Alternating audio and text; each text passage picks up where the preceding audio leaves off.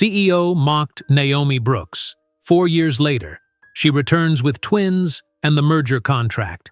But before we dive into the full story, let me know where you're watching from and what time it is. Now, subscribe to the channel, and let's get started.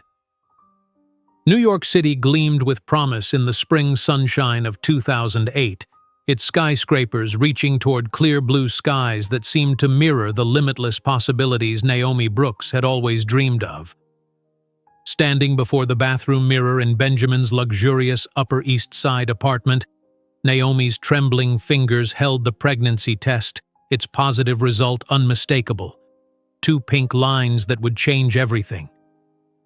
2 lines, she whispered, a mixture of terror and joy washing over her. At 28, Naomi had already defied expectations. The daughter of a cleaning lady from Chicago's South Side, she had clawed her way through college on scholarships, graduated top of her class, and landed a coveted analyst position at Hayes Technologies 3 years ago. Now, as the company's financial director, she had proven herself indispensable, or so she thought. Carefully, she wrapped the test in tissue and tucked it into the inner pocket of her Chanel handbag, last year's birthday gift from Benjamin. Tonight at Per Se, where he had mysteriously reserved a table to discuss their future, she would share the news. 6 weeks pregnant with the heir to the Hayes technology empire. Surely this would cement her place not just in his company, but in his life. She smoothed her pencil skirt, adjusted her silk blouse, and practiced her smile once more before leaving the bathroom. Benjamin had already left for an early meeting, leaving only the lingering scent of his expensive cologne. 3 years earlier, at a technology conference in Boston, Benjamin Hayes had singled her out from a crowd of industry professionals. She remembered the moment with perfect clarity, how he'd approached after her presentation on emerging market financial patterns. "Ms. Brooks," he had said, his green eyes focused entirely on her, "your understanding of predictive financial modeling is remarkable. Hayes Technologies could use a mind like yours." Within 6 months, she was not only working for him but sleeping with him. Within a year, she was handling the company's most sensitive financial projections. Their relationship remained discreet. To protect the company's image, he insisted. Naomi had accepted this, believing it temporary. After all, Benjamin Hayes was 37, Harvard-educated, third-generation wealth, with connections throughout Wall Street and Washington. She was the girl from Chicago who still sometimes woke in cold sweats, fearing it had all been a dream. The Hayes Technologies building dominated its corner of Manhattan, 60 floors of gleaming glass and steel. Naomi strode through the lobby, nodding confidently to security staff who knew her as both executive and the boss's girlfriend, though that part remained unspoken. "Morning, Ms. Brooks," called the receptionist. "Mr. Hayes asked that you join the quarterly review meeting in the main boardroom as soon as you arrive." "Thank you, Claire." Naomi checked her watch. She was 30 minutes early, plenty of time to review her projections one last time. The boardroom occupied the 50th floor, with floor-to-ceiling windows offering spectacular views of the city. 12 executives were already seated when Naomi entered, Benjamin at the head of the table, impeccable in a tailored navy suit that emphasized his athletic build. "Ah, Naomi, just in time." His smile didn't reach his eyes. Something cold slithered down her spine, but she dismissed it. Pregnancy hormones making her paranoid, surely. "Good morning, everyone," she said, taking her usual seat to Benjamin's right. Benjamin cleared his throat. "Before we begin the general review, there's a specific matter I'd like to address." He slid a folder across the polished mahogany toward her. "Ms. Brooks, perhaps you could explain why your projections for the third quarter are 8% lower than my estimates." The room fell silent. Naomi opened the folder, instantly recognizing her work. The conservative growth projections she'd prepared based on market indicators and supply chain disruptions she'd identified. "These are accurate projections based on current market volatility," she explained calmly, though her heart was racing. "If you look at page 17, you'll see my analysis of the semiconductor shortage affecting our production capacity." "What I see," Benjamin interrupted, his voice carrying the Harvard inflection he usually suppressed around her, is excessive caution bordering on incompetence. The words struck like physical blows. Incompetence?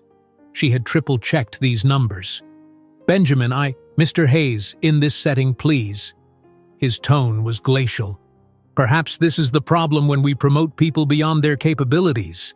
You're just a girl from Chicago with ambitions too big for your own good." The silence in the room was suffocating. Executive faces studied laptops and notepads, avoiding her eyes. 12 witnesses to her humiliation, none brave enough to contradict the heir to the Hayes fortune. "Your employment at Hayes Technologies is terminated, effective immediately. Security will escort you to clear your desk."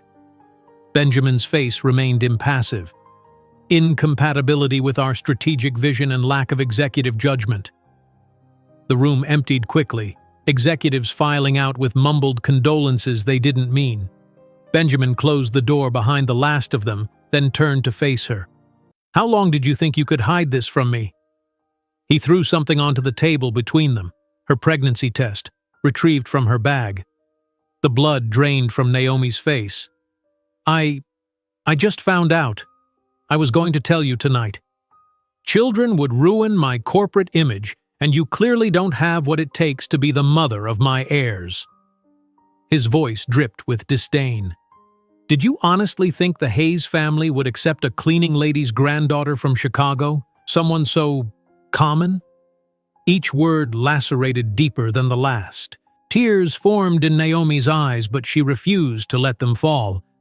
"This is our child, Benjamin. There's a confidentiality agreement in your exit package."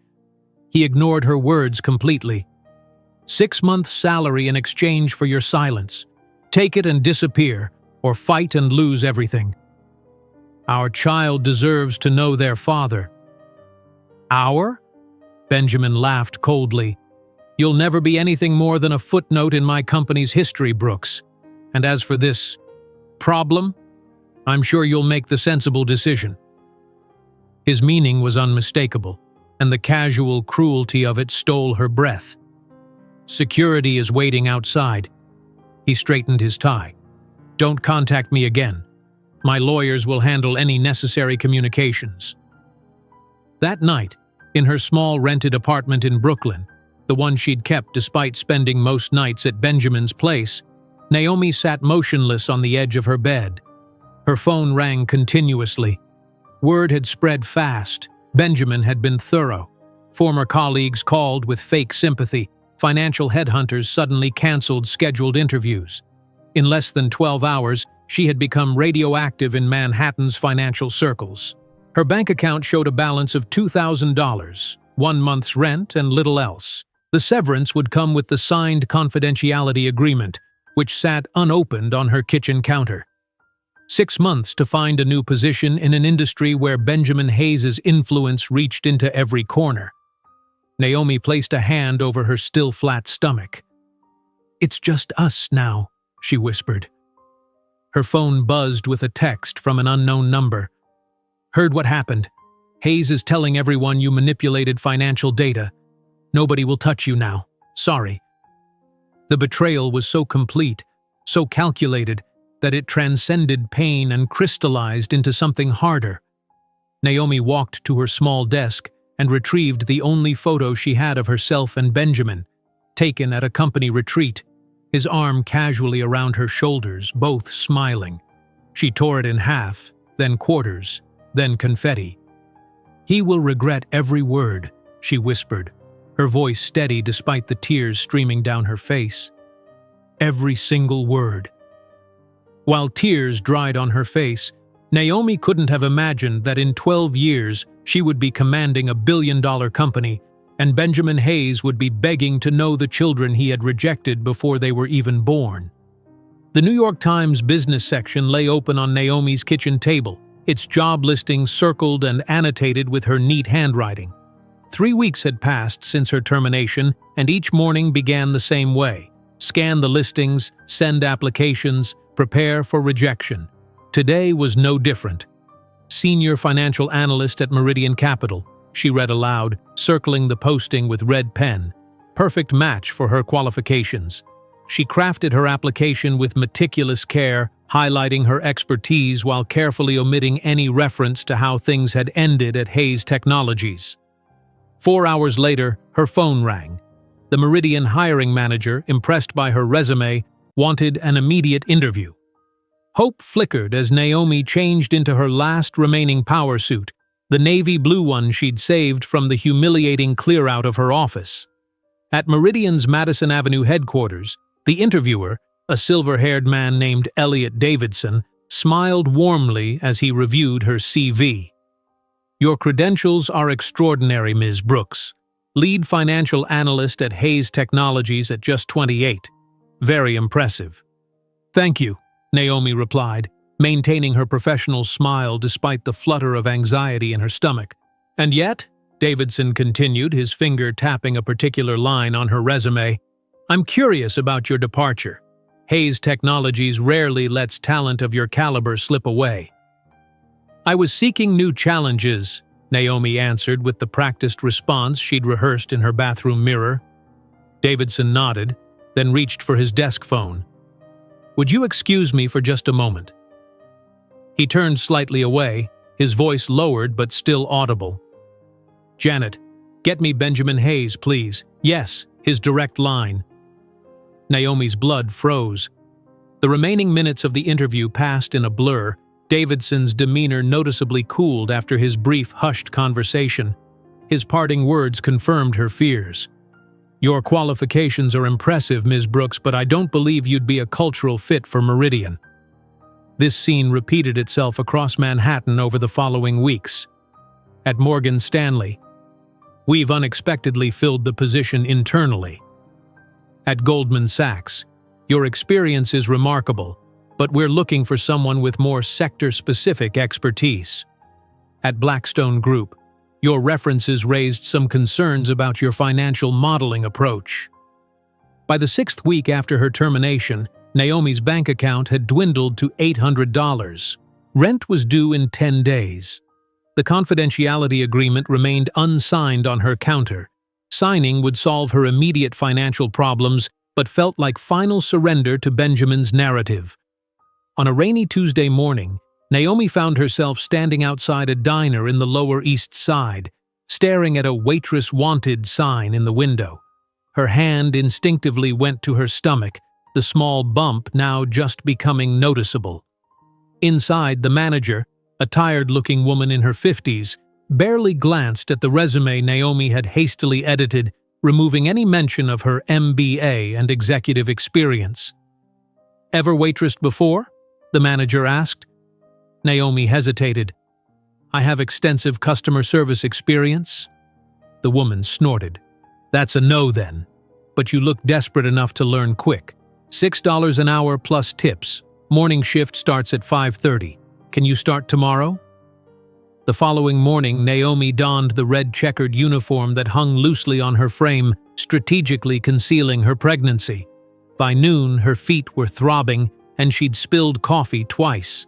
The tips were meager, the customers impatient, but it was income. Barely enough for rent, not enough for much else. Nights were spent hunched over her laptop, working as a freelance data entry clerk for an insurance company. Mindless work that paid $7 an hour, far below what she once earned in 15 minutes at Hayes Technologies. Between shifts, she continued sending applications to financial firms, each rejection more demoralizing than the last. 3 months after Benjamin's betrayal, Naomi sat in a cramped waiting room at a public clinic in Brooklyn, surrounded by other pregnant women, most alone like her. The ultrasound technician called her name, and Naomi followed her into a small, dimly lit room. "First baby?" the technician asked, squeezing cold gel onto Naomi's growing belly. "Yes," Naomi replied, eyes fixed on the grainy screen. The technician moved the wand slowly across her abdomen, then paused, adjusting the angle. She murmured, a smile spreading across her face. "Ms. Brooks, do you see these two shapes here?" She pointed to the screen. "Congratulations, you're having twins." Twins. The word echoed in Naomi's mind as she rode the subway back to her apartment. Twins meant double everything, double joy, but also double expenses, double the challenge. Alone in her bathroom that evening, Naomi finally allowed herself to cry, not from despair, but from a fierce, overwhelming determination that surged through her veins.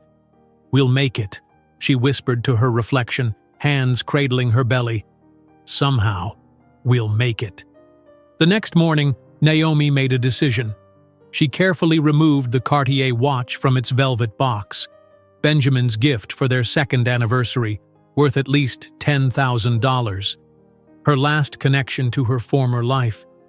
At the upscale pawn shop, the appraiser examined the watch with professional detachment. $8,000, he offered, eyeing her suspiciously. "Where did you get this, honey?" "It was a gift," Naomi replied coldly, "from someone who no longer matters." With the money secured in her account, Naomi spent the afternoon in the Bronx following up on a rental listing for a small commercial space. The landlord, a skeptical older man named Martinez, showed her the dingy office with peeling paint and flickering fluorescent lights. "Financial consulting?" he repeated when she explained her business plan. "Here? In this neighborhood?" "Especially here," Naomi replied with newfound confidence. "Small businesses in this area are underserved by traditional financial institutions. They need specialized help to survive and grow." Martinez shrugged. "Your funeral, lady. First and last month's rent. Cash only." That evening, Naomi sat in her empty commercial space, surrounded by the second-hand desk and chair she'd purchased from a closing insurance office. Her laptop, the only remnant of her corporate life, glowed in the dim light as she created a simple business card. Brooks Financial Solutions, expert analysis at affordable rates. The following day, she spent hours walking the streets of the Bronx, distributing flyers to small business owners, bodegas, laundromats, repair shops, family restaurants. Most regarded her with suspicion, some with outright dismissal. But Naomi persisted, her growing belly hidden beneath loose cardigans, her determination unwavering. A week passed with no calls. Then 2. Naomi continued her morning shifts at the diner, her nights doing data entry, her afternoons canvassing neighborhoods. Her savings dwindled rapidly. On the 17th day, her phone rang. Kim's Textiles, a small factory operated by a Korean immigrant family, was facing bankruptcy after their bank suddenly called in their loan. Mr. Kim, a dignified man in his 60s, regarded Naomi with open skepticism when she arrived at his factory. "You are the financial expert?" he asked, taking in her simple attire and obviously pregnant form. "I am," Naomi replied, opening her laptop. "Show me your books, Mr. Kim, all of them. I need to understand your cash flow, your inventory cycles, your supplier contracts." For 3 days, Naomi worked 18-hour shifts, analyzing the factory's finances, identifying inefficiencies, and restructuring their debt model. She slept on a cot in the factory's break room, sustained by Mrs. Kim's homemade kimchi and determination. On the 4th day, Naomi presented Mr. Kim with a comprehensive financial recovery plan, renegotiated supplier contracts, streamlined production schedules, and a convincing case for the bank to restructure rather than call in the loan. Mr. Kim studied the analysis, amazement spreading across his weathered face. "This is very good. But why? Why help business like mine?" Naomi thought of Benjamin's words. "Just a girl from Chicago with ambitions too big for your own good." She smiled thinly. "Because everyone deserves a second chance, Mr. Kim. Even small businesses that big banks consider insignificant." 2 weeks later, Mr. Kim entered Naomi's sparse office, tears glistening in his eyes. "Bank agreed to new terms. Factory is saved. My family's future is saved." He placed an envelope on her desk. "Payment. Not much, but with respect and gratitude." The modest check barely covered her office rent, but as Naomi watched Mr. Kim bow deeply before leaving, she felt something she hadn't experienced since that fateful day at Hayes Technologies: purpose. That evening, she carefully painted a proper sign for her office door. Brooks Financial Solutions, in bold letters. Beneath it, she added a tagline, Building Futures Others Overlook. The modest payment from Mr. Kim barely covered her office rent, but Naomi couldn't have known she was planting the seeds of an empire that would one day make Benjamin Hayes look small in comparison. The modest payment from Mr. Kim had sparked something in Naomi, not just hope, but a vision. Word spread quickly through the immigrant business community of the Bronx. The pregnant financial analyst who could work miracles with impossible balance sheets had opened shop in their neighborhood. By her 7th month of pregnancy, Naomi had acquired 15 regular clients, small businesses desperate for financial guidance that larger firms wouldn't bother with. On a sweltering August afternoon, Naomi stood before a cramped room of Vietnamese restaurant owners, Dominican bodega operators, and Pakistani electronics retailers. Her navy maternity dress, purchased from a thrift store, stretched tightly across her now prominent belly as she pointed to projection charts taped to the wall of her modest office. The upcoming minimum wage increase will impact your labor costs by approximately 17%, she explained, her voice steady despite the fatigue weighing on her. But we can offset this by restructuring your inventory cycles and negotiating better terms with suppliers. Mrs. Patel, who owned 3 convenience stores in the area, raised her hand. Ms. Brooks, my cousin has grocery in Queens. He needs help too. His bank threatening foreclosure. Naomi nodded, making a note in her ever-present planner. I'll schedule him for next Wednesday.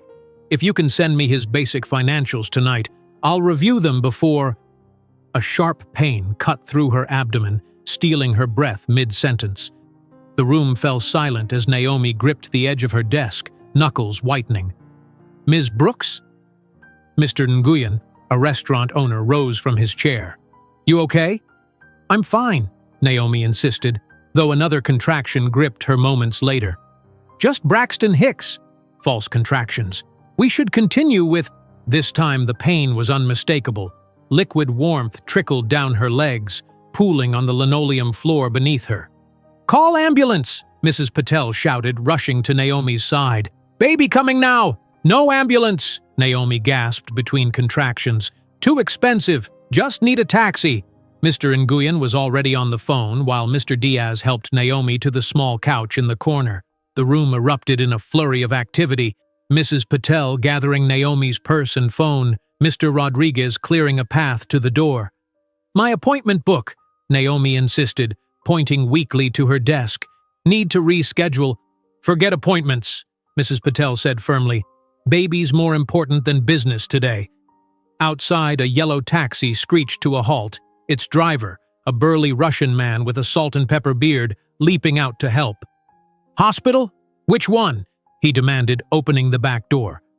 Brookdale, Naomi managed between contractions. It's the closest. The driver nodded, helping her into the back seat before jumping behind the wheel. My name Ivan. Wife had 5 babies. I know emergency when I see. Hold tight, we get there fast. Ivan wasn't exaggerating. He weaved through Bronx traffic with terrifying skill, honking and shouting in Russian at slower vehicles while periodically checking on Naomi in his rearview mirror. First baby? He asked, running a red light. Twins, Naomi gasped. Not due for 3 more weeks. Ivan whistled. Twins always come early.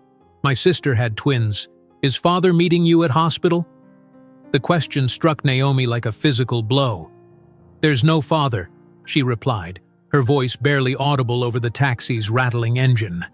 Ivan met her eyes in the mirror, his expression softening. Then today, I am your family. I will wait until babies come. 15 minutes later, Ivan screeched to a halt at Brookdale Hospital's emergency entrance, rushing inside to return with a wheelchair and a startled orderly. In the chaos of the emergency room, Naomi found herself filling out paperwork between increasingly violent contractions. Insurance information. Her catastrophic coverage plan would barely cover basics. Emergency contact. She stared at the blank line before writing, none. Father's information. another blank space that seemed to mock her. A nurse with kind eyes and Carmen on her name tag took the clipboard. "Honey, these can wait. You're already 7 centimeters dilated. Those babies are coming fast." In the delivery room, monitors beeped steadily as Carmen adjusted Naomi's position on the bed. "¿Dónde está su familia, cariño?" she asked gently. "Your mother? Sister?" "I don't have anyone," Naomi admitted, tears mixing with sweat on her face. Carmen squeezed her hand firmly. "Today, you have me. I stay with you even after my shift ends.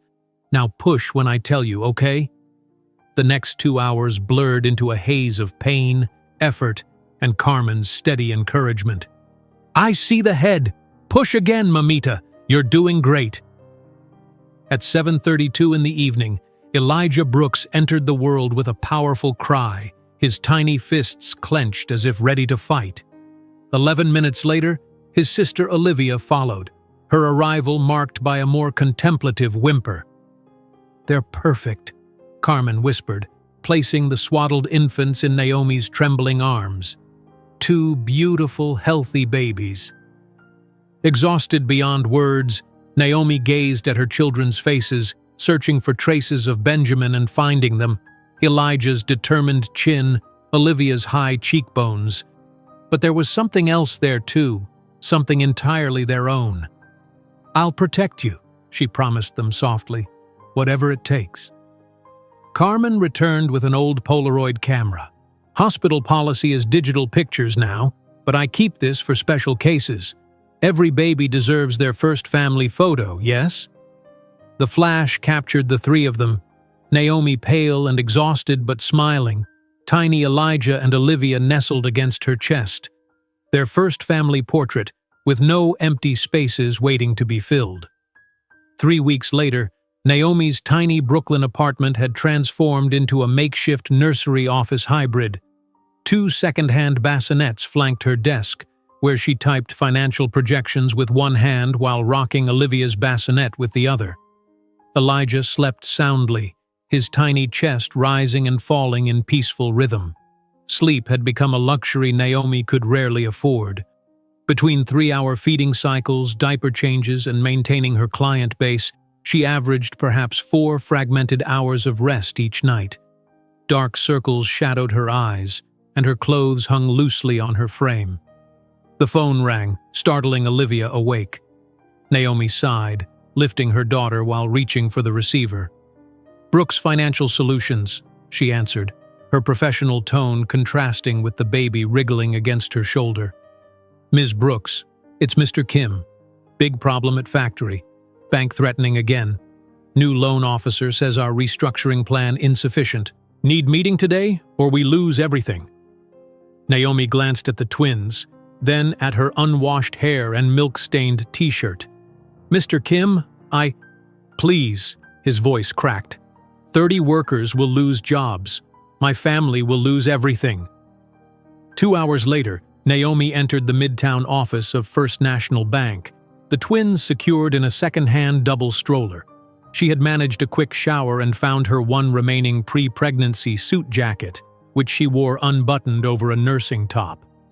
Mr. Kim waited anxiously in the lobby, his wife clutching his arm for support. "They're waiting in conference room," he whispered. "Loan officer says liquidation only option now." Naomi nodded, surveying the marble-floored lobby with its imposing columns.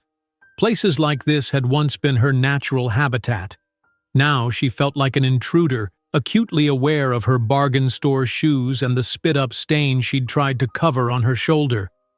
"Watch the twins for 5 minutes," she instructed Mrs. Kim. "I need to make one adjustment to our proposal." In the bank's restroom, Naomi splashed water on her face and reapplied the minimal makeup she'd managed to throw on. From her worn briefcase, she extracted a fresh copy of her analysis and made several rapid annotations, adjusting figures based on the latest market data she'd reviewed at 3 that morning while nursing Elijah. The conference room fell silent as Naomi entered, pushing the stroller before her. The bank's loan officer, a young man in an expensive suit, stared incredulously at the infants. "Ms. Brooks, this is highly irregular," he began. So is threatening to liquidate a profitable business during a market adjustment period, Naomi countered, setting her revised proposal before him. My clients employ 30 people and have maintained profitability for 15 years. Your original loan terms were predatory, your restructuring demands unreasonable, and your current liquidation threats financially unsound. She tapped the document. This revised payment schedule provides you 94% return instead of the 40% you'd recover in liquidation. It accounts for seasonal cash flow variations and provides 6 benchmark dates for compliance review. While the banker reviewed her figures, Olivia began to fuss. Without breaking her professional demeanor, Naomi reached into the stroller, gently rocking it with one hand while maintaining unwavering eye contact with the banker. These projections are unusually thorough, he admitted reluctantly. That's my specialty, Naomi replied. Small businesses require precision financial modeling that acknowledges their unique market positions, something larger institutions often overlook. 2 hours later, Mr. Kim signed revised loan documents, tears of relief streaming down his weathered face. Outside the bank, he clasped Naomi's hand between both of his own. You saved us again. How can we repay you? Naomi glanced down at the twins, now sleeping peacefully. Your payment helps us survive another month. That's enough. That evening, in her apartment's quiet darkness, Naomi sat between the sleeping bassinets, the city lights creating patterns on the ceiling. She traced Elijah's tiny fingers, then Olivia's delicate profile, overwhelmed by love and terror in equal measure. I promise you, she whispered, that one day Benjamin Hayes will beg to know you. And on that day, he'll learn that the 3 of us are stronger than any empire he could build.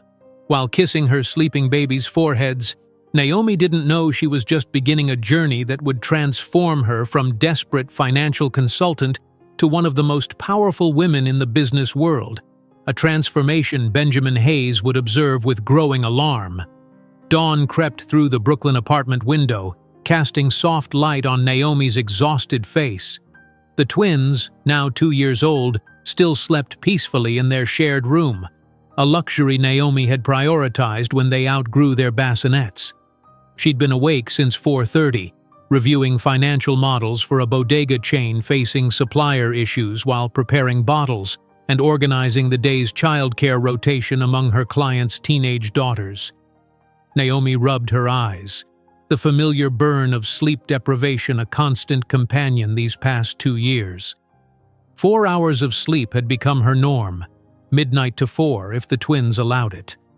The rest belonged to Brooks Financial Solutions, which had grown from desperate gamble to thriving consultancy with 20 loyal clients spanning the Bronx, Queens, and parts of Brooklyn. Mama! Olivia's voice called from the bedroom, followed immediately by Elijah's echoing demand. Coming, sweethearts, Naomi responded, quickly saving her work and shutting the laptop. In the small bedroom, the twins greeted her with identical grins, dark curls tousled from sleep. Despite the exhaustion etched into every line of her face, Naomi's smile was genuine as she helped them from their toddler beds. Calculator, Mama, Elijah demanded, pointing to the desk where Naomi kept their favorite toys, children's calculators with colorful buttons. After breakfast, she promised, guiding them to the bathroom. The morning routine was choreographed with military precision, teeth brushing, faces washing, dressing in the clothes she'd laid out the night before. By 6:15, the 3 sat at their small kitchen table, the twins in booster seats, eating oatmeal while Naomi reviewed her appointment schedule. Remember, today you're staying with Mrs. Rodriguez while Mama meets with clients, she explained, though they were too young to fully understand. And tonight we'll read the number book you both love.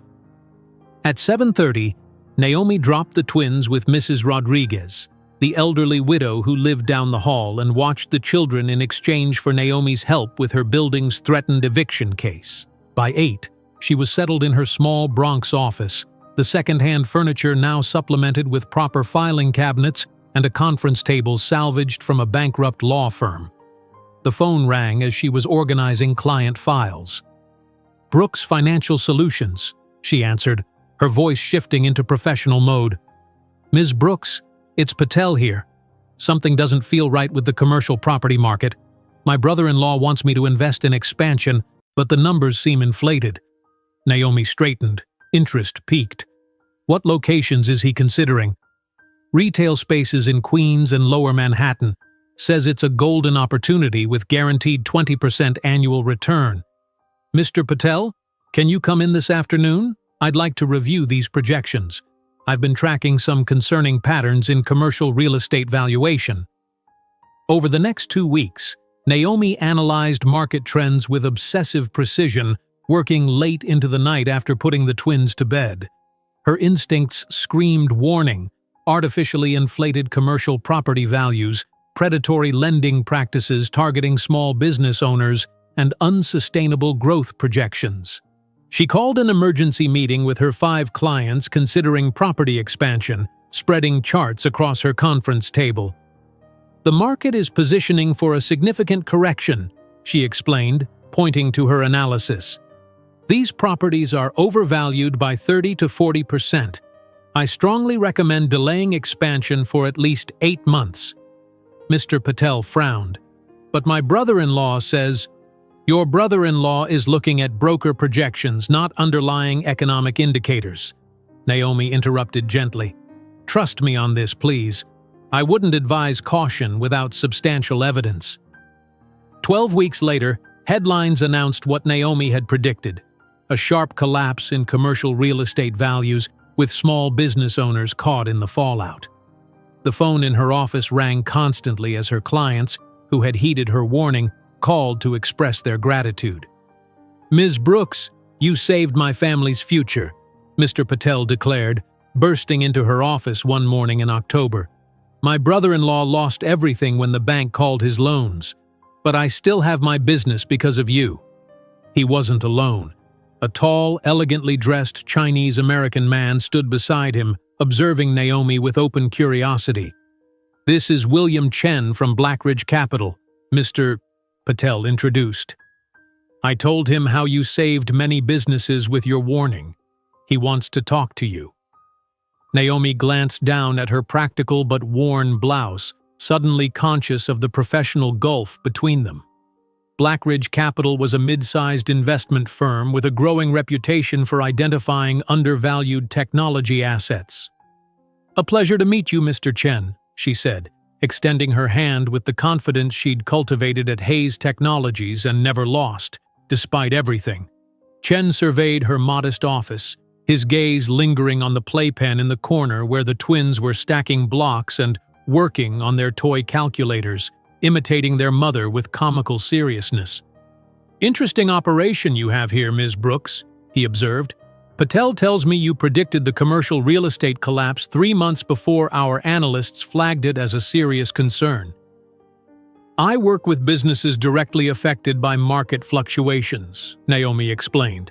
Sometimes that provides perspective the broader models miss.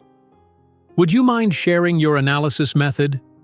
For the next hour, Naomi outlined her system while the twins played quietly, occasionally bringing her papers they had worked on, scribbles she accepted with serious thanks before returning to her explanation. I identify risk patterns conventional algorithms miss because I incorporate localized socioeconomic factors, she concluded. Small businesses operate in microeconomies that often move independently from broad market trends.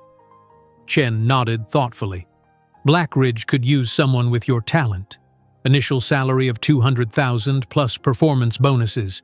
We need fresh perspectives in our analysis division. The figure, nearly 5 times her current annual income, made Naomi's heart race. She glanced at the twins, imagining a proper apartment, reliable childcare, perhaps even a small savings account for their future. Then she looked back at her modest office, at the client files representing people who trusted her, at the system she'd built from nothing when Benjamin had tried to destroy her. What if, instead of hiring me, Blackridge invested in my model as an independent platform? She asked, surprising herself with the boldness of the counteroffer. Chen's eyebrows rose. Continue.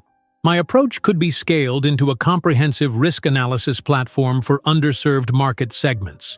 With proper investment, I could transform this into proprietary software with applications beyond individual consultation. 3 weeks later, Naomi stood in Blackridge Capital's Manhattan conference room, wearing a borrowed suit and the only professional shoes she still owned from her Hayes Technologies days. Before her sat 8 investment partners, skepticism evident in their expressions as she presented her proposal. With $25 million investment, I can transform this model into a scalable technological platform within 18 months, she concluded, forcing her voice to remain steady despite the stakes. This is unorthodox, the senior partner observed. You have no technical background, no software development experience. But she has something more valuable, interrupted Derek Winters, Blackridge's director of innovation, who had been silent until now. She predicted the real estate correction 3 months before our analysis team, working alone from a tiny office with toddlers underfoot. Imagine what she could accomplish with actual resources. Debate erupted among the partners, but Winters continued advocating for her vision with unexpected passion. 2 hours later, preliminary papers were signed. Naomi's hands trembled slightly as she accepted the first corporate check, $1 million initial investment to secure office space and begin assembling a development team. That evening, she returned to Brooklyn in a daze, the check secured in an inner pocket of her worn purse. The twins greeted her with excited squeals as she entered Mrs. Rodriguez's apartment. "Mama work?" Elijah asked, his standard greeting. "Yes, baby. Mama worked." She gathered them both in her arms, inhaling their sweet, familiar scent. "And Mama has a surprise." Back in their apartment, she showed them a piece of paper where she'd sketched a simple logo, a stylized B with a rising graph line through it. "Brooks Innovation," she told them, pointing to the words she'd written beneath the symbol. "What do you think?" "Pretty," Olivia declared, while Elijah solemnly nodded his approval. 2 months later, Naomi stood in an empty office space in a modest but respectable building in Lower Manhattan. Sunlight streamed through large windows, illuminating the potential of the bare rooms. The twins ran excitedly through the space, their footsteps echoing on the hardwood floors. "Is ours, Mama?" Elijah asked, eyes wide with wonder at the vast emptiness compared to their tiny apartment. "Yes, sweetheart," Naomi answered, emotion catching in her throat. "This is ours. This is where Mama's going to build something amazing for us." She gathered them close, gazing out at the Manhattan skyline visible through the windows. Somewhere out there was the Hayes Technologies building, where Benjamin had humiliated and discarded her. Somewhere out there, he continued his privileged existence, probably never giving a thought to the woman he'd tried to destroy or the children he'd rejected. As she carried her sleepy twins into their new beginning, Naomi couldn't have imagined that in less than a decade, that small start would expand to an entire skyscraper, with the Brooks Innovation logo shining against the night sky that Benjamin Hayes would contemplate with growing envy from his own office. As Naomi carried her sleepy twins through the threshold of their new office space, she silently vowed that this was only the beginning. 6 years later, that promise had manifested beyond even her ambitious dreams. The Brooks Innovation headquarters now occupied 3 full floors of a sleek midtown building, with 30 employees bustling through its modern glass-walled offices. Naomi stood by the floor-to-ceiling windows of her corner office, watching the April rain streak down the glass. At 34, she had transformed not just her company, but herself. The desperate single mother had evolved into a composed CEO whose analytical forecasts were now sought by mid-sized investment firms across the eastern seaboard. Her wardrobe of thrift store finds had gradually been replaced with carefully selected designer pieces, not the flashy labels Benjamin had draped her in, but elegant, practical attire that commanded respect in boardrooms. "Mama, look!" 6-year-old Olivia's voice pulled Naomi from her thoughts. The little girl sat cross-legged on the office sofa, laptop balanced precariously on her knees. "I fixed your code. It runs 17% faster now." Naomi moved to her daughter's side, studying the screen with genuine surprise. The optimization algorithm she'd been working on for weeks indeed showed a cleaner execution path through Olivia's simple but elegant modification. "That's remarkable, sweetheart. How did you figure this out?" Olivia shrugged, dark curls bouncing around her serious face. The recursive function was checking the same values multiple times. I made it remember what it already knew. From the other side of Naomi's office came the delicate notes of Chopin's Nocturne in E-flat major. Elijah sat at the baby grand piano Naomi had installed last year after his talent had become impossible to ignore. His small fingers moved with surprising precision for a child his age, his expression one of complete absorption. The door swung open as Derek Winters entered without knocking, a habit formed over years of close collaboration.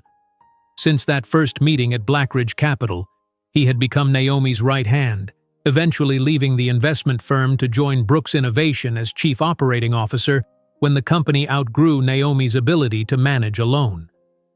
"Naomi, we need to talk," he said urgently, then nodded at the twins. "Hey, whiz kids, mind if I borrow your mom for a minute?" The twins, accustomed to the rhythms of business life, barely acknowledged the interruption. Olivia continued typing while Elijah's music flowed uninterrupted. In the adjacent conference room, Derek slid a tablet across the table. The Department of Defense just opened bidding for their new security analysis system. 10-year contract, estimated value of $800 million. Naomi's pulse quickened as she scanned the specifications. "This is right in our wheelhouse. There's just one complication." Derek's expression tightened. "Hayes Technologies has held this contract for 27 years. No one has ever successfully challenged them for it." The name still had the power to send a cold ripple through Naomi's body, though she'd trained herself not to show it. Benjamin's company remained a giant in government contracting, leveraging family connections and institutional relationships that predated her twins' birth. "What's our competitive advantage?" she asked, pushing personal history aside to focus on strategy. "Their system is outdated, built on legacy architecture that's expensive to maintain. We could offer something revolutionary at half their price point." Naomi considered this, mentally calculating resource allocation and development timelines. "We'd need all hands on deck. The proposal deadline is 6 weeks. She nodded decisively. "Call an emergency strategy meeting. Pull our best developers, including the Singapore team. We're going after this." What followed was a month of relentless work. The office became a second home as Naomi and her team developed their proposal. The twins, accustomed to their mother's intensive work periods, adapted seamlessly, completing their advanced schoolwork in empty conference rooms and sleeping on the office sofa when nights ran too late for the trip home. One evening, as Naomi reviewed security protocols while the twins slept nearby, Derek brought her coffee and sat heavily in the chair opposite her desk. "You know who'll be across the table when we present, right?" he asked quietly. Naomi kept her eyes on her screen. "Benjamin Hayes is CEO. It's his company's flagship contract. Does that concern you?" She finally looked up, her expression unreadable. "Should it?" Derek had never pressed for details about her past, but he'd pieced together enough over the years. "Just making sure we're prepared for all contingencies. The only thing that matters is that our solution is superior and more cost-effective."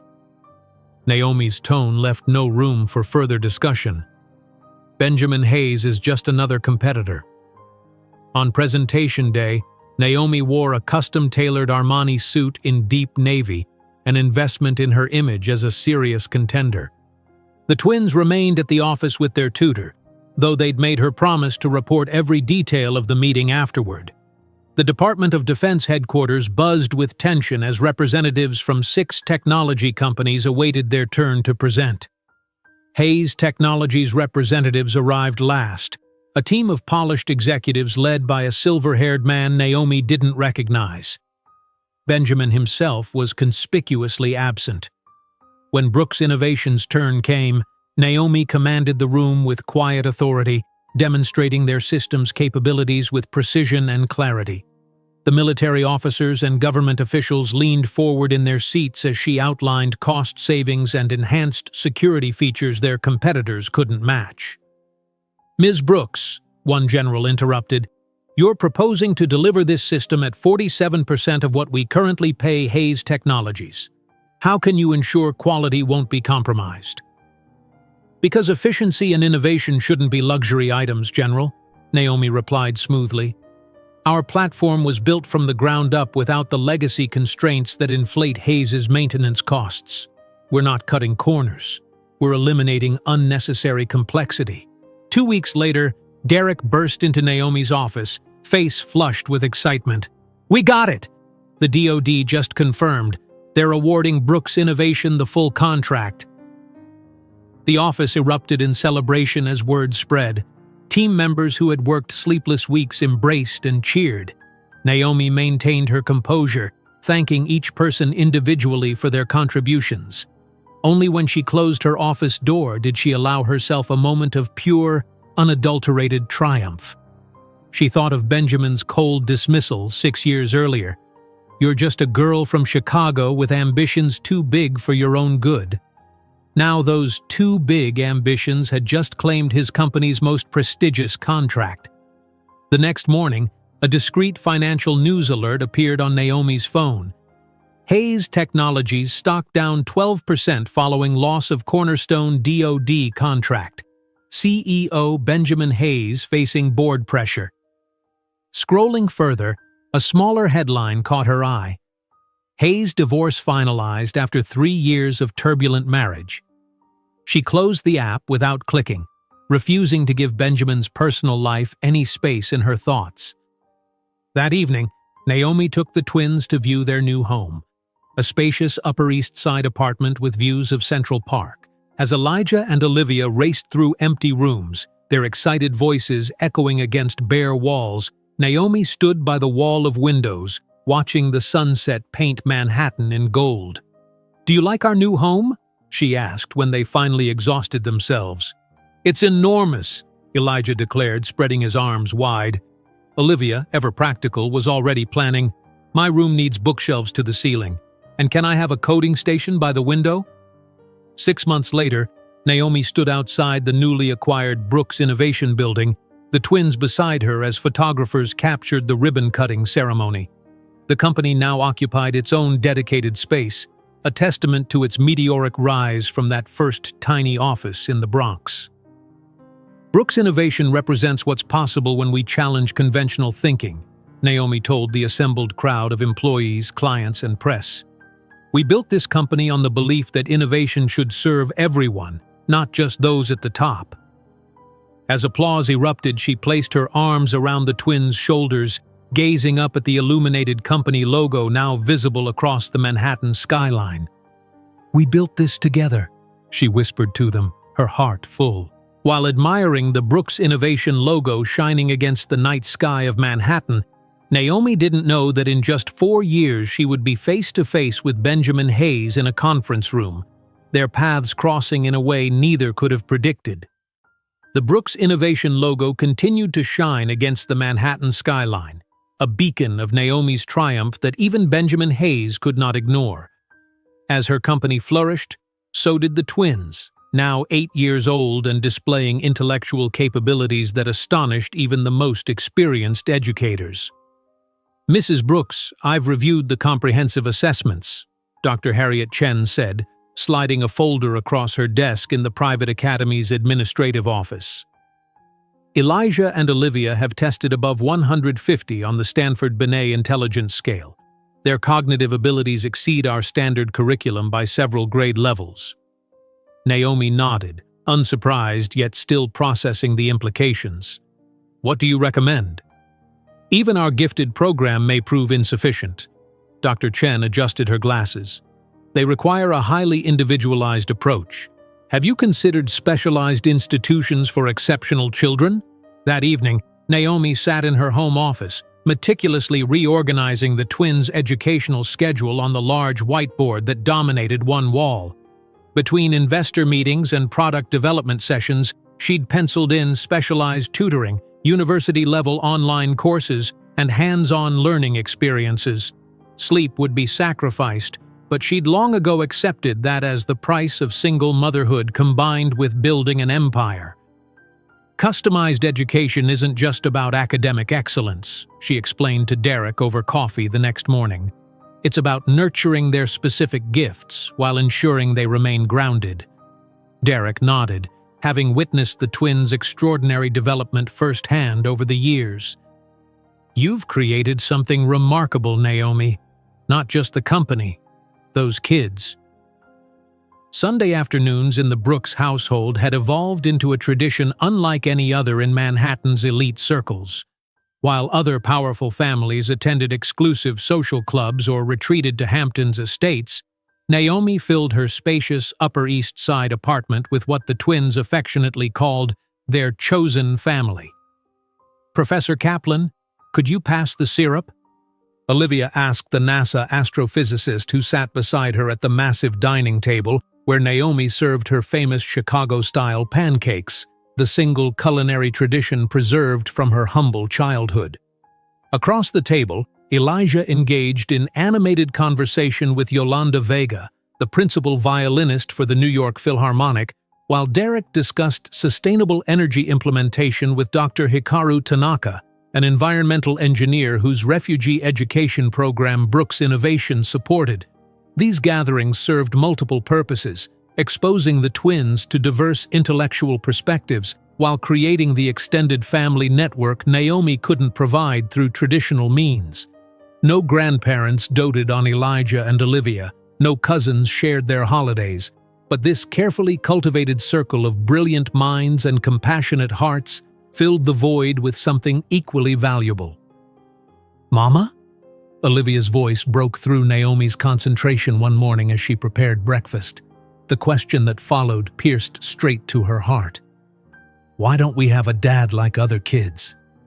Naomi set down the spatula, taking a measured breath as she turned to face her daughter's inquisitive gaze. Elijah, though pretending to read his advanced physics textbook, had clearly been waiting for this moment too, his attention suddenly fixed on his mother's response.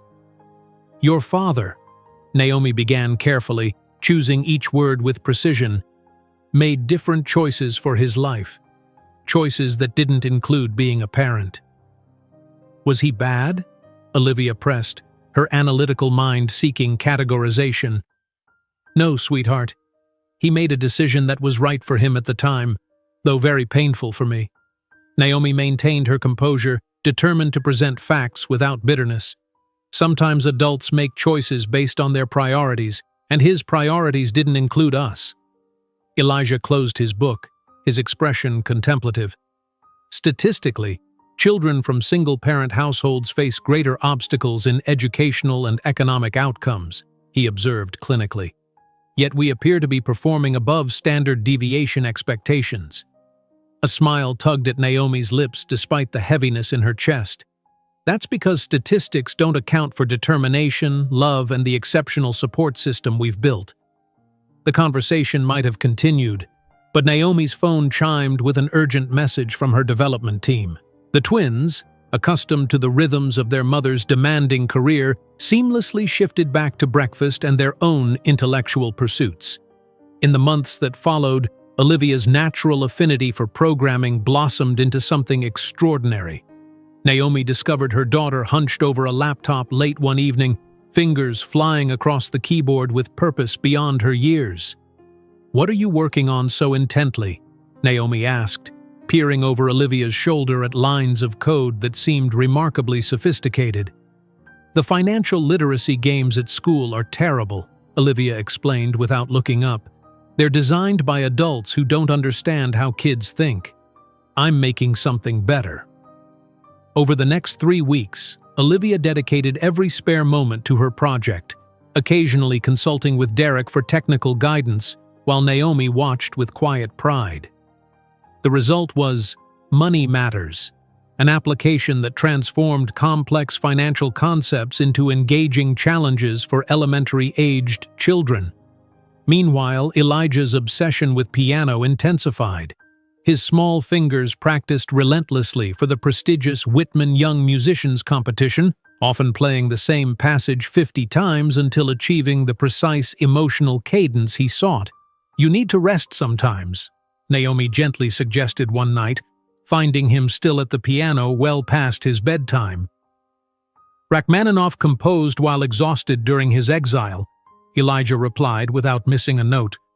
"Emotional authenticity sometimes requires physical discomfort." Naomi's expansion into Asian markets provided an opportunity to combine business with education. The twins accompanied her to Tokyo, where they impressed veteran Japanese executives by opening negotiations with flawless formal greetings in Japanese they'd studied for months in preparation. "Your children are extraordinary," the CEO of Takashi Electronics commented after Olivia demonstrated her financial literacy application during a dinner reception. "They honor both their American and international heritage." Naomi smiled politely, never correcting the assumption that the twins' exceptional qualities must come from diverse heritage rather than extraordinary nurturing and innate ability. Back in New York, Olivia's application gained unexpected attention when her computer science tutor, impressed by its sophistication, shared it with colleagues at the Department of Education. Within months, Money Matters was being implemented as a pilot program in 5 underfunded Brooklyn schools. "Children in economically disadvantaged communities deserve financial literacy as much as those in private schools," Olivia explained to potential educational investors, standing straight-backed beside her presentation slides, her voice steady despite her youth. Maybe even more so. Elijah's moment came on a rainy Tuesday evening at Carnegie Hall, where the Whitman competition culminated in performances by 10 finalists. Backstage, Naomi straightened his bow tie, heart racing with anxiety she carefully concealed. "Remember what we discussed about performance anxiety," she murmured, brushing an invisible speck from his shoulder. "Cortisol can be channeled into expressive precision," he recited, their practiced mantra. "Fear is just energy-seeking direction." When Elijah took the stage, the transformation was immediate. The analytical child disappeared, replaced by an artist who played Chopin's Ballade No. 1 with emotional depth that drew gasps from the audience. Naomi sat alone in the front row, tears streaming silently down her face as her son's music filled the hallowed space.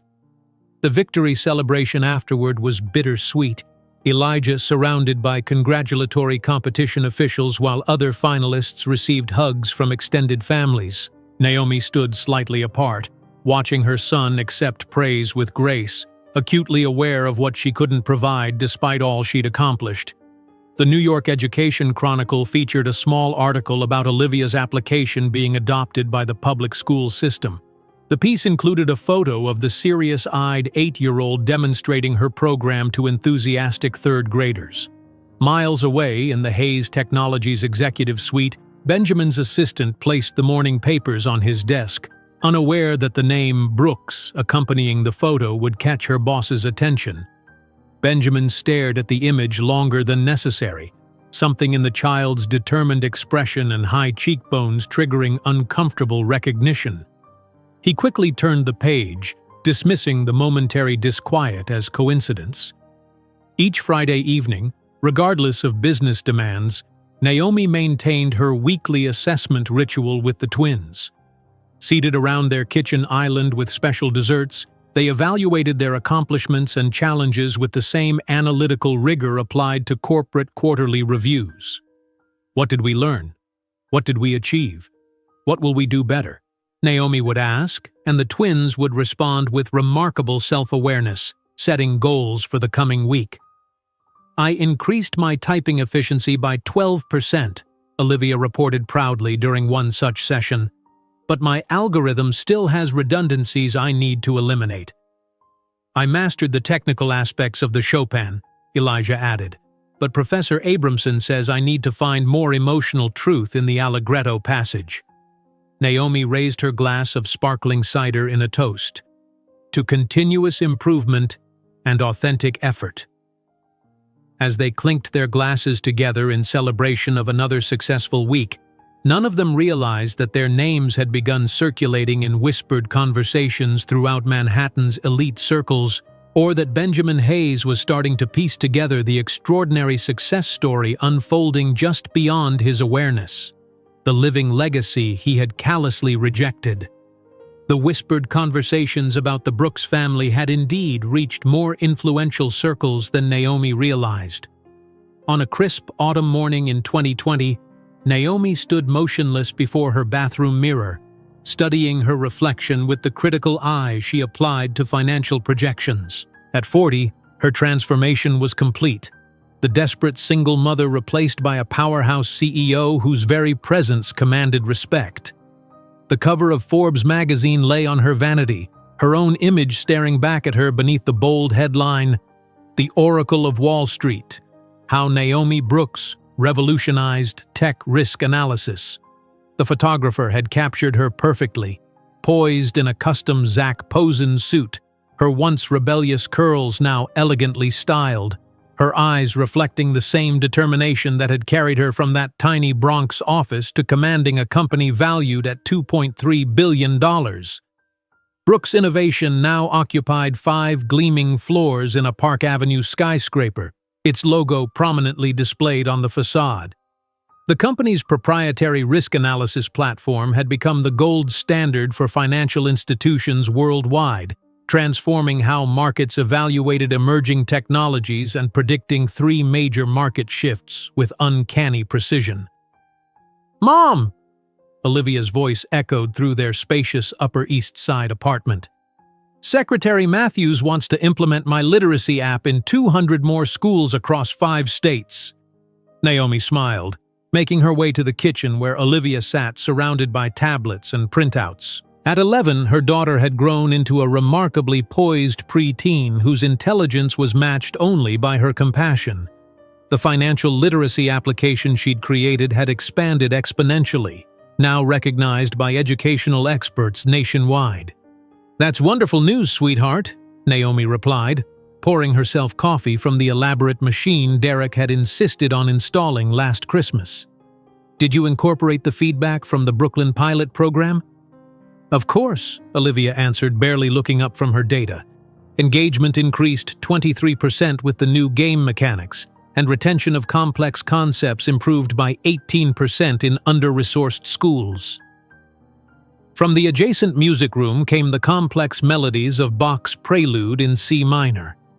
Elijah had advanced far beyond children's recitals, his mathematical brilliance finding perfect expression through music.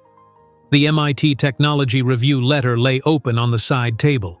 The prestigious journal had published his algorithm for optimizing medication distribution in disaster zones, an achievement unprecedented for someone his age. "Naomi," Derek's voice called as he entered using his own key, a domestic familiarity that had evolved naturally over years of close collaboration. The Singapore office sent the quarterly projections. They're exceeding targets by 17%. Their relationship had deepened beyond professional boundaries, though neither had explicitly defined what they had become to each other.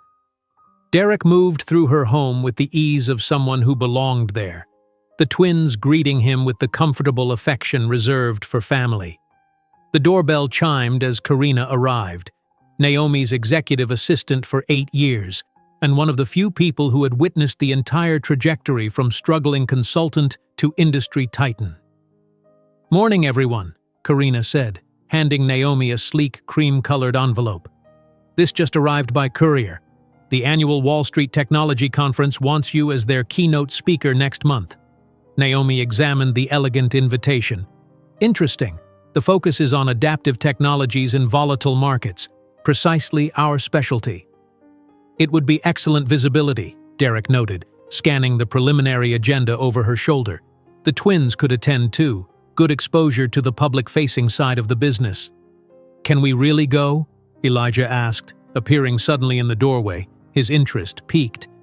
"You've never taken us to a major conference before." "I think you're ready," Naomi replied, studying her children with pride. "It's important you understand all aspects of building a company, including how we present ourselves to the industry." Karina cleared her throat softly, her expression shifting. There's one more thing you should know. She hesitated, uncharacteristically tentative. The conference organizers just confirmed the full speaker list. Anyone interesting? Naomi asked, distracted by Olivia's presentation data. Benjamin Hayes has been added as a principal speaker. Apparently, Hayes Technologies is announcing a major corporate restructuring. The name hung in the air like smoke. Naomi's fingers froze momentarily on the tablet screen, the first visceral reaction she'd had to his name in years. The twins, absorbed in their respective activities, didn't notice, but Derek's eyes narrowed slightly, monitoring her response. With practiced composure, Naomi gently placed her second diamond earring, her expression betraying nothing of the sudden acceleration of her pulse. "Interesting," she remarked, her voice perfectly modulated. "I believe our paths have never crossed at these events before." Karina exchanged a quick glance with Derek before asking, "Would you prefer I adjust your schedule? Derek could represent the company if you'd rather not." "Absolutely not," Naomi interrupted, her smile unwavering. "It's merely a business coincidence. Besides, the twins are looking forward to attending their first major conference. It will be educational for them." The matter settled, they moved on to reviewing the day's agenda. Yet, as the others discussed quarterly projections and development timelines, Naomi's mind performed calculations of a different sort, measuring the 12 years of distance between the pregnant, desperate woman Benjamin had discarded and the industry titan she had become. That evening, Naomi helped Olivia select an appropriate outfit for the conference, a tailored navy dress that projected sophistication while honoring her age. "Is this too formal?" Olivia asked, studying her reflection critically. "It's perfect," Naomi assured her. "Professional but age-appropriate. Remember, at these events you're representing not just yourself but Brooks Innovation." In Elijah's room, Naomi found her son practicing Chopin's Nocturne in B-flat minor, his concentration absolute. "That piece isn't on your current repertoire," she observed, leaning against the doorframe. "It helps me think," he replied without pausing. "I've been analyzing the blockchain presentation scheduled for the conference. Their white paper has fascinating implications for secure transaction verification." Naomi watched his fingers move across the keys, recognizing the same intensity she brought to analyzing market trends. Neither twin physically resembled her much. Both had inherited Benjamin's striking green eyes and fine bone structure. Yet in every way that mattered, they were entirely hers. Their determination, their analytical minds, their ethical approach to innovation. Later that night, after the twins had gone to bed, Naomi sat in her home office reviewing Brooks Innovation's latest financial statements. The company's growth continued to outpace projections, its market position strengthening with each quarter. Diversification into emerging markets had proven particularly successful, the exact strategy Benjamin had dismissed as excessive caution bordering on incompetence 12 years ago. She had never followed Benjamin online, never sought news about him beyond what naturally filtered through business circles. She knew he had married a senator's daughter 2 years after discarding her, a political alliance that produced one son before ending in a widely publicized divorce 3 years later. Hayes Technologies remained relevant but had lost its innovative edge, clinging to traditional government contracts and entrenched corporate relationships, while Brooks Innovation expanded into emerging markets and sustainable technologies. The night before the conference, Naomi reviewed her keynote address one final time, a comprehensive analysis of market volatility and technological adaptation that showcased Brooks Innovation's forward-thinking approach. Tomorrow would be just another business day. The fact that Benjamin Hayes would be in attendance was merely an incidental detail, irrelevant to her professional obligations. Or so she told herself as she checked the company's quarterly numbers one last time before sleep. The following morning, Naomi's driver navigated through Park Avenue traffic toward the Waldorf Astoria. The twins sat across from her in the town car, impeccably dressed and engaged in animated discussion about blockchain implementation strategies. Naomi adjusted the lapel of her crimson blazer, the only vibrant color in a wardrobe otherwise dominated by power-signaling neutral tones.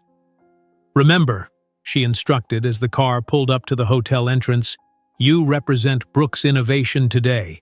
Observe, learn, but maintain discretion." "Yes, Mother," they responded in unison, with the precocious seriousness that always caught her by surprise. As Naomi guided her children through the revolving doors of the historic hotel, she couldn't have known that this wouldn't be just another business day. Fate had orchestrated a reunion that would shake the foundations of two technological dynasties and reopen wounds that time and success hadn't completely healed. As Naomi guided her children through the revolving doors of the historic Waldorf Astoria, a sense of destiny settled around them. The grand ballroom buzzed with anticipation, filled with technology's elite mingling beneath crystal chandeliers. Benjamin Hayes stood center stage, commanding attention, as he had always done. Hayes Technologies has always remained true to its core values of innovation and tradition, Benjamin declared, his voice carrying confidently across the room. His presentation on corporate resilience in uncertain times reflected the polished image he had cultivated for decades. The third-generation tech magnate whose family name opened doors in Washington and Wall Street alike. His words faltered mid-sentence as a murmur rippled through the audience. Heads turned toward the main entrance and Benjamin's practiced delivery stumbled to a halt. Naomi Brooks had entered the ballroom, her crimson blazer a defiant splash of color amid the sea of conservative navy and charcoal suits. But it wasn't her presence alone that caused the sudden shift in atmosphere. Flanking her were two children whose appearance struck Benjamin with almost physical force, a boy and girl with dark chestnut hair and unmistakable green eyes that mirrored his own. For one unguarded microsecond, Benjamin Hayes lost his legendary composure. The slide projection forgotten behind him, he stared not just at the woman he had discarded as irrelevant, but at the two children beside her, living embodiments of what he had rejected before they even drew breath. "Mr. Hayes?" prompted the moderator, attempting to redirect the presentation. Benjamin cleared his throat, desperate to regain his footing. "As I was saying, the tradition of Hayes Technologies has always been to resist disruptive innovation." Naomi's clear voice carried effortlessly across the room. "Perhaps that explains why you lost the Defense Department contract to Brooks Innovation last year." Her comment, delivered with surgical precision, elicited muffled laughter from several attendees. Benjamin felt heat rising to his face as he watched Naomi being escorted to a reserved seat in the front row, directly in his line of sight. The twins settled beside her, their posture impeccable, their expressions coolly observant. For the next 30 excruciating minutes, Benjamin struggled to maintain focus on his presentation. Olivia occasionally leaned toward her mother, whispering observations, her gestures unconsciously mirroring his own mannerisms when analyzing data. Elijah maintained an analytically rigid posture, assessing each word of the presentation with a critical gaze that Benjamin recognized immediately. It was the same evaluative look he saw in the mirror every morning. The resemblance was undeniable, from the particular angle of their chins to the thoughtful furrow that appeared between Elijah's brows as he concentrated. These children were unmistakably his, yet everything about their poised demeanor reflected Naomi's influence. When his presentation finally concluded to polite applause, Benjamin stepped away from the podium with visible relief. A conference representative approached immediately, his expression uncomfortable. "Mr. Hayes, there's been a schedule adjustment. Ms. Brooks has requested a private meeting with you before the afternoon panel. Something about a potential acquisition?" "Acquisition?" Benjamin frowned, defensive instincts flaring. "Hayes Technologies isn't for sale." The representative shifted awkwardly. "I believe it concerns your Western division, the one facing difficulties since losing the federal contract." Benjamin's jaw tightened. The Western Division had indeed been struggling since Brooks Innovation secured the Defense Department contract that Hayes had held for decades. The board had been pressuring him for solutions, but an acquisition? By Naomi Brooks, of all people? Following the representative to the designated meeting room, Benjamin felt growing unease. In recent years, he had observed Brooks Innovations' meteoric rise from a safe distance, never anticipating a direct confrontation. That his Western division faced serious financial troubles after losing the government contract was a painful reality he'd been avoiding in board meetings. Entering the conference room, he found Naomi seated at the head of the table, the position he traditionally occupied in his own meetings. The twins were notably absent. "Benjamin," she acknowledged with a formal nod. "Thank you for adjusting your schedule." "Naomi." He attempted to establish control with a compliment. "You look magnificent. Success clearly agrees with you." "Spare me the empty pleasantries," she replied, opening a folder emblazoned with the Brooks Innovation logo. "I'm here to discuss business. My acquisitions team has identified your Western division as an undervalued asset with potential under proper management." "My Western division isn't for sale," Benjamin responded automatically. "Your shareholders disagree." Naomi slid a document across the table. "They've already preliminarily approved our offer in a special board vote last night." Benjamin paled as he read the memorandum. It was true. His own board had authorized negotiations without his knowledge. "This is irregular," he managed, struggling to maintain composure. "It's business," Naomi corrected. "Something you claimed I would never fully understand. That girl from Chicago with ambitions too big for her own good. That's what you called me, wasn't it?" Silence hung between them as words from the past resurfaced. Benjamin glanced toward the large windows showcasing Manhattan's skyline. "Those children," he began hesitantly. "Are my children," Naomi interrupted coldly. "Elijah and Olivia Brooks. They're—" Benjamin couldn't complete the sentence. "Extraordinary?" "Yes. Elijah is a mathematical prodigy and talented musician. Olivia has already developed 2 educational applications implemented in public schools. Both have exceptional intelligence quotients and speak 3 languages fluently. I have a right to know them," Benjamin declared, attempting to reassert control over the situation. Naomi laughed, a genuinely amused sound that caught him off guard. "Right? You forfeited any rights when you said I clearly didn't have what it takes to be the mother of your heirs. Remember those words, Benjamin? I never forgot."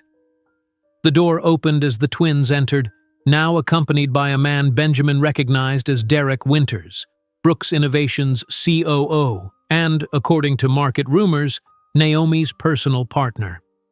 "Mother, Mr. Winters said we could observe the negotiation as part of our executive training," Olivia stated with surprising confidence for her 11 years.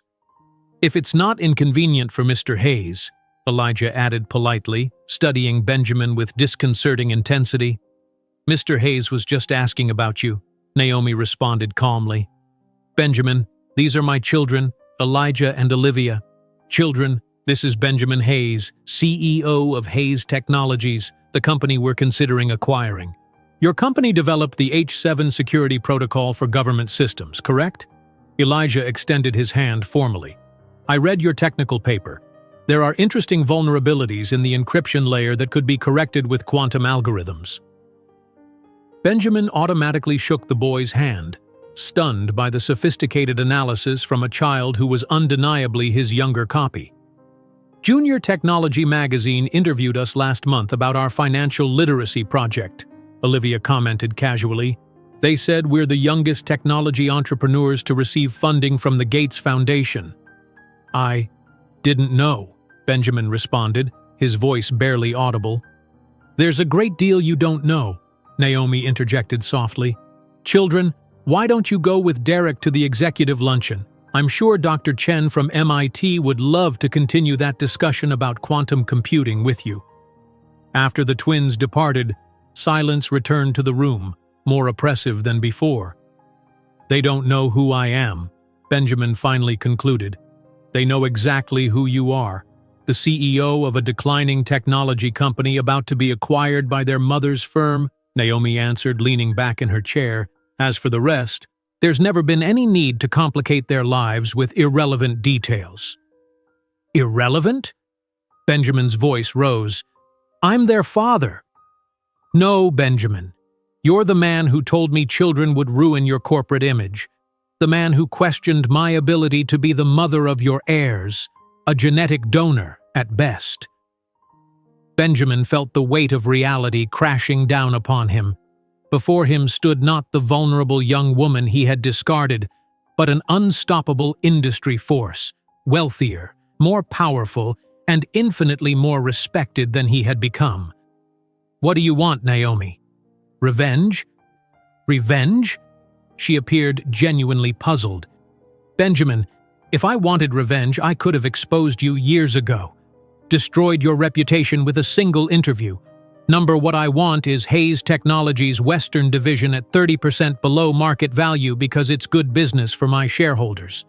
She stood, effectively ending the meeting. "The documents will be sent to your office this afternoon. Your board has already indicated approval, but feel free to contest if you're willing to explain to your investors why you're rejecting the only salvage offer for a failing division." At the door, Naomi paused and turned. "Oh, and Benjamin? There was a New York Times representative in the audience when you froze upon seeing us. He's curious about our connection. I can tell him the truth, or we can keep this strictly professional. Your choice."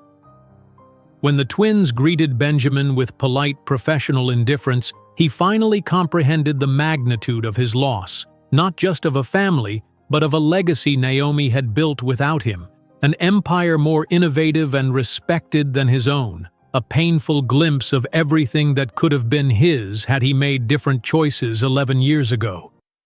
In that moment of devastating clarity, Benjamin Hayes stood frozen in the Waldorf Astoria conference room, watching as the door closed behind Naomi and his children he hadn't known existed until today. The weight of his monumental loss settled over him like a physical force, bending his shoulders beneath his perfectly tailored Italian suit. The 3 days that followed passed in a blur of negotiations and damage control. The New York Times article appeared on Thursday morning. Technology titans, Brooks and Hayes, from rivals to business partners. The piece detailed Brooks Innovations' acquisition of Hayes Technologies' Western division, mentioning only briefly that Naomi had once worked for Benjamin early in her career. The discretion had cost Benjamin an additional 10% reduction in the sale price, a sum he paid without hesitation. Alone in his penthouse that evening, Benjamin poured himself a third scotch and opened his laptop. His search history over the past 72 hours told its own pathetic story. Elijah Brooks, pianist. Olivia Brooks, app developer. Brooks twins, prodigies. Naomi Brooks, children father. The internet yielded a trove of information he should have known years ago. Videos of Elijah performing at Carnegie Hall, his small hands commanding the keyboard with preternatural confidence. Articles about Olivia's financial literacy application being implemented in underfunded schools. Photos of the twins accepting a Youth Innovation Award, Naomi standing proudly behind them. "My children," he whispered to the empty room, the words foreign and painful on his tongue. The impact on corporate circles was immediate and devastating. Brooks Innovations' stock rose 12% following the acquisition announcement, while Hayes Technologies faced a 17% decline.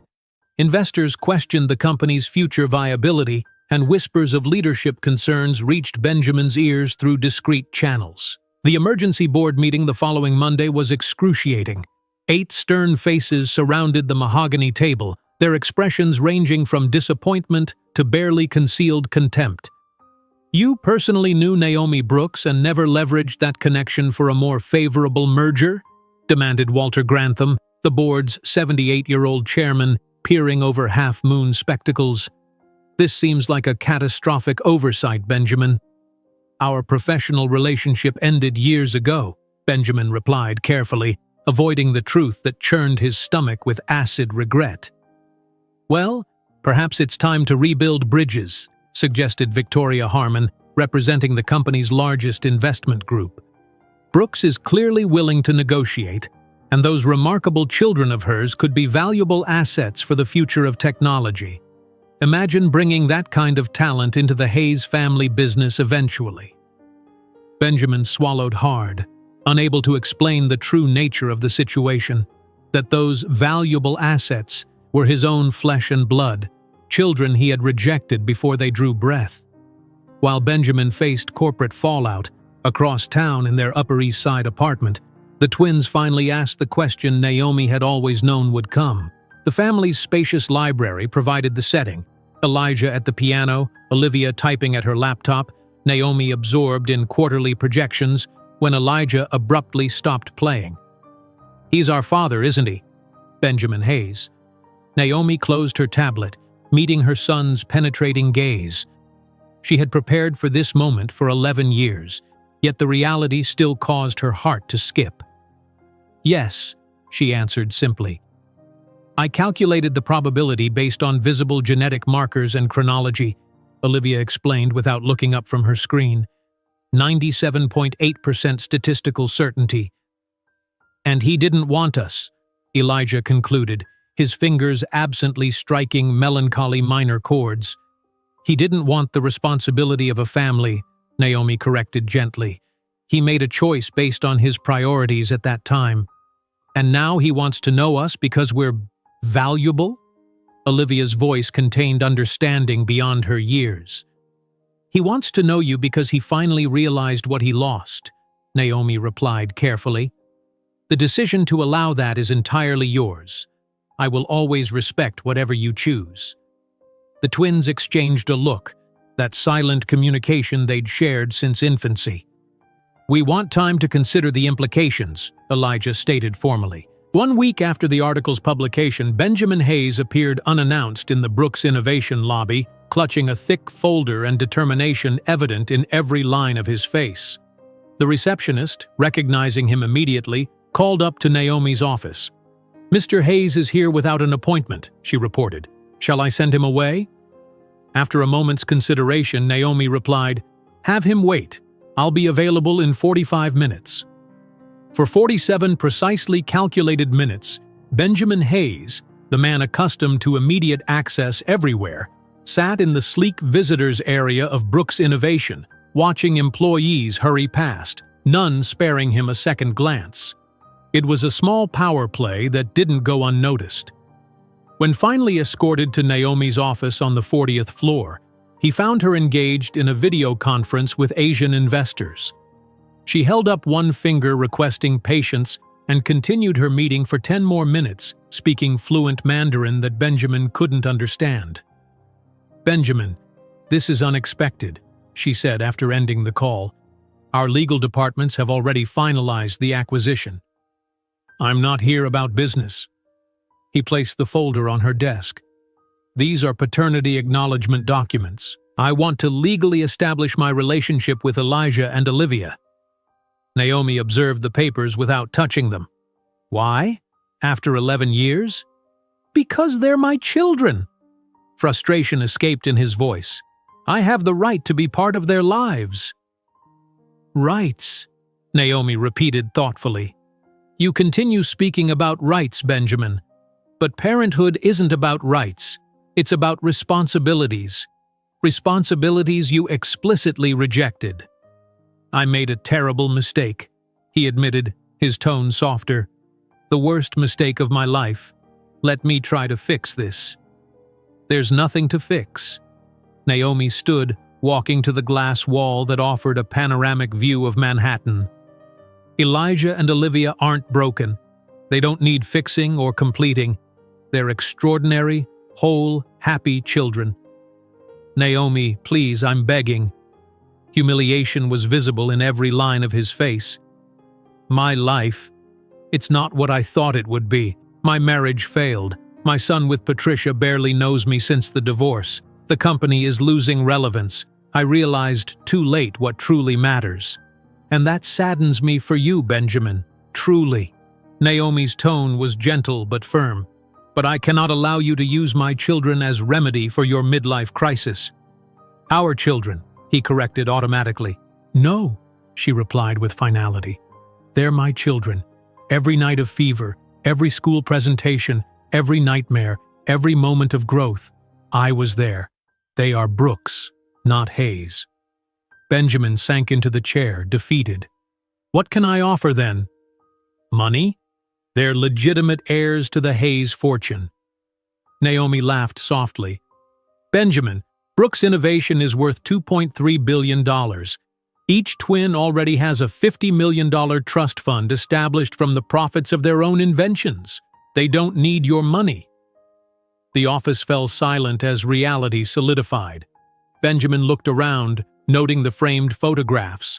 Naomi with the twins at the Grand Canyon, the three at a technology conference in Tokyo, Elijah at the piano in Carnegie Hall, Olivia receiving an innovation award, an entire lifetime of moments to which he had no claim.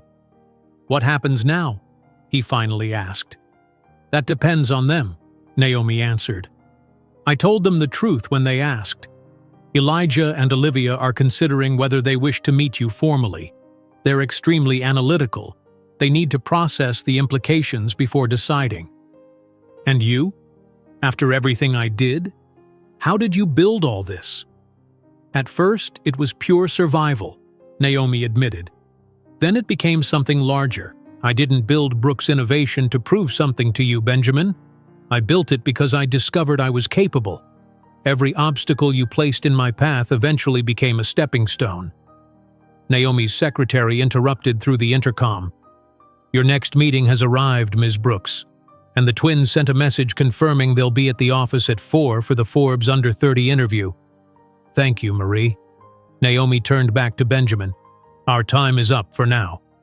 And the documents? He indicated the untouched folder. I'll take them home and discuss them with my lawyers and the twins. If they desire some type of relationship, we'll establish appropriate terms.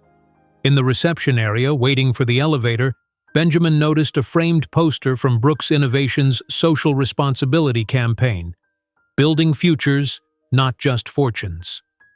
At the center of the image stood Naomi, with the twins beside her, all three smiling against the Manhattan skyline. 2 weeks later, Benjamin received a concise email from Olivia Brooks, using her corporate address from the foundation she and her brother had established for technology education in underserved communities. Mr. Hayes, after careful consideration, Elijah and I would like to meet you in a controlled environment. We propose lunch next Saturday, 1 p.m. at Madison Park Restaurant. Our mother will be present. This meeting does not constitute recognition of any legal or emotional relationship, but simply an opportunity for mutual assessment. Regards, Olivia Brooks, co-founder, Digital Horizon Foundation. Benjamin read and reread the message, recognizing in the careful formality the same communication style he used in delicate negotiations. His daughter, at 11 years old, was negotiating his entry into her life with the precision of a veteran CEO. While Benjamin's email notification chimed with this life-altering message, his son was staring at him with cold scrutiny, evaluating the father who had rejected him with a precision that would have made any Hayes executive proud. The Madison Park restaurant gleamed with subdued elegance on Saturday afternoon, sunlight filtering through its floor-to-ceiling windows to cast golden patterns across pristine tablecloths. Benjamin Hayes arrived 15 minutes early, adjusting his silk tie for the third time as he stood awkwardly near the entrance. His reflection in the polished surfaces revealed a man visibly diminished from the imperious CEO who had once dismissed Naomi Brooks as irrelevant. The confident posture replaced by anxious tension, the arrogant set of his jaw softened by humility born of regret. He had dressed meticulously in a tailored Armani suit, hoping to project success and stability, yet feeling increasingly aware that such superficial markers of status would mean nothing to the extraordinary children he was about to meet formally for the first time. Children who had grown up in an environment where billion-dollar business decisions were dinner-table conversation. The maitre d' approached with practiced deference. Your party will be arriving momentarily, Mr. Hayes. Would you prefer to be seated now? Benjamin nodded, following the man to a private corner table with an excellent view of both the restaurant's entrance and the lush greenery of Madison Park beyond the windows. A strategic location, he realized, offering both privacy and multiple exit routes. Naomi's choice, undoubtedly. When the Brooks family entered precisely at 1 o'clock, Benjamin rose too quickly, nearly knocking over his water glass. Naomi led the way, elegant in a simple charcoal dress that whispered of understated wealth. The twins followed, their formal attire making them appear like miniature executives. Olivia in a navy dress with a tailored blazer, Elijah in charcoal slacks, and a light blue button-down shirt that accentuated eyes identical to Benjamin's own. "Mr. Hayes," Naomi greeted him with professional courtesy, as though this were merely another business meeting. "Thank you for accommodating the children's schedule." "Of course," Benjamin replied, his voice catching slightly. "Thank you for allowing this."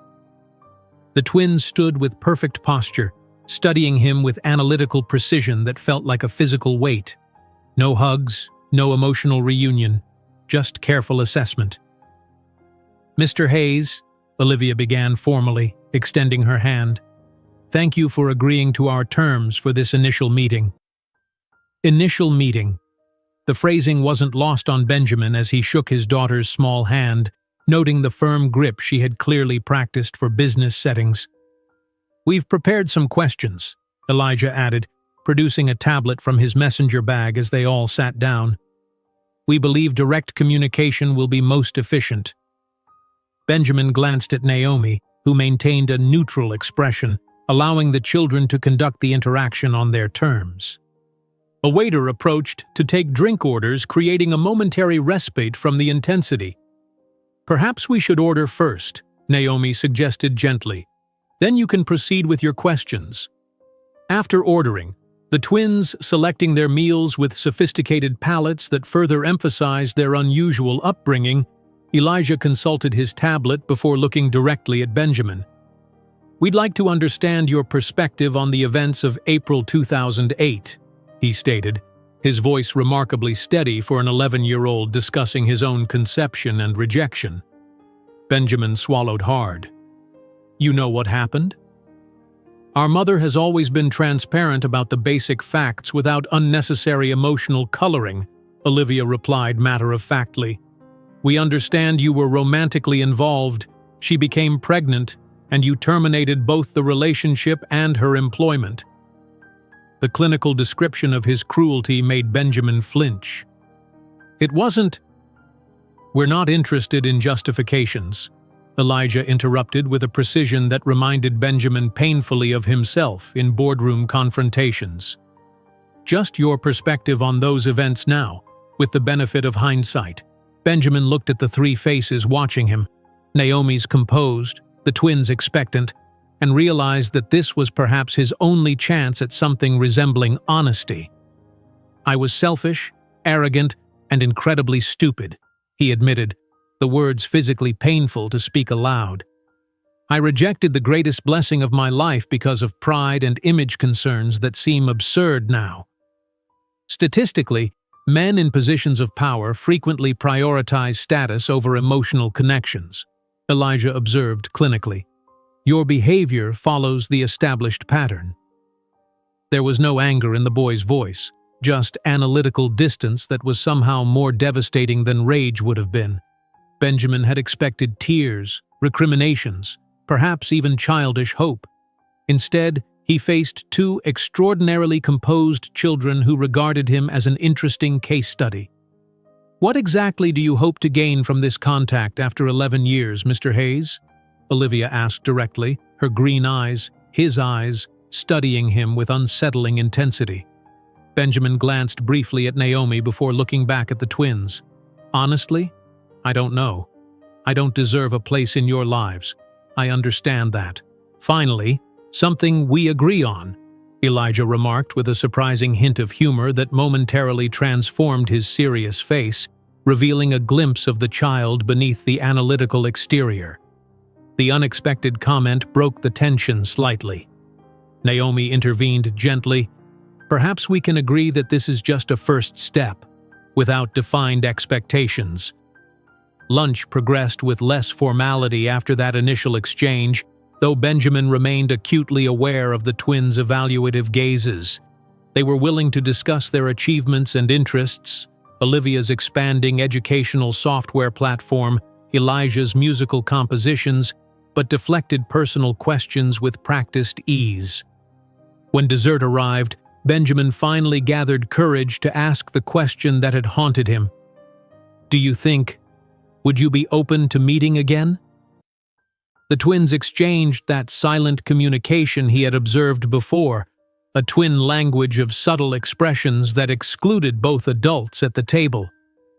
"We would consider periodic structured interactions," Olivia answered carefully, "with appropriate boundaries and continued presence of our mother." Structured interactions sounded more like corporate merger meetings than family bonding, but Benjamin recognized it as the remarkable concession it was. Over the following weeks, these structured interactions began taking shape. Benjamin attended the formal signing of the acquisition agreement, watching as Brooks' innovation executives, several of whom were women Naomi had hired when they were struggling single mothers like she once was, outlined plans to transform Hayes' failing Western division into a sustainable technology initiative. One afternoon, Benjamin stood at a distance during a charity gala where the twins were being honored for their foundation's work in technology education. He made no attempt to approach, respecting the boundaries they had established, but his chest tightened with complicated pride as Olivia delivered an articulate speech about digital equity that executives twice her age applauded enthusiastically. The first supervised visit to his office came a month after their initial lunch. The twins moved through the Hayes Technologies headquarters with curious detachment, more interested in the engineering lab than his executive suite with its impressive views and expensive art. "Your quantum encryption team is doing interesting work," Elijah commented after speaking with one of the senior engineers, though they seem constrained by traditional corporate development cycles.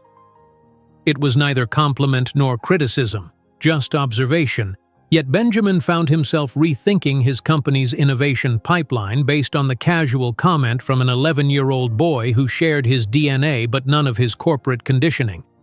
While the twins explored the prototype lab with several enthusiastic engineers, Benjamin found himself standing beside Naomi at the observation window, watching their extraordinary children engage with complex technology discussions.